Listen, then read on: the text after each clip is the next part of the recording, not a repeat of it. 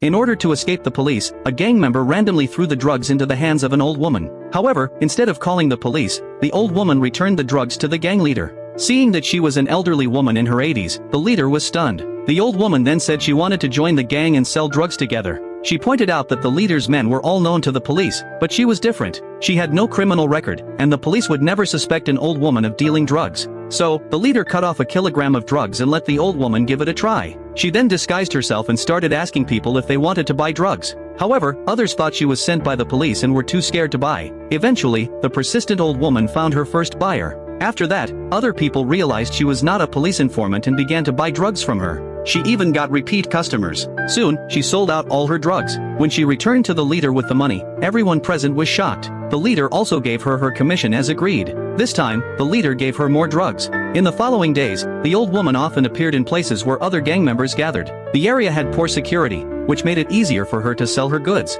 Within a few days, she became the biggest supplier there, and other people's drugs couldn't be sold. One day, she was stopped by other drug dealers. They not only took her goods but also robbed her of her money and threatened her not to sell there anymore. However, the old woman did not give up. She mixed eggs with the drugs and made them into small cakes. Then she invited a few of her friends to taste them at her home. Everyone said the cakes were delicious. With the cakes containing drugs, she began selling them. In just a short morning, all her cakes were sold out. She then returned to the leader with the money. But this week, she had already come 3 times. Her sales were higher than what the leader's men made in a whole year. The old woman wanted to increase her commission to 30%. The leader disagreed, but the old woman said she would find another supplier if he didn't agree. Reluctantly, the leader had to agree. Because the cakes contained drugs, many people became addicted. More and more people came to the old woman to buy cakes. This time, it only took 2 days to sell out again. So, the leader decided to give her even more drugs. But the old woman also knew that she couldn't do it alone. She invited the gang members who had robbed her to her home. At first, they looked down on the old woman, but after eating the cakes on the table,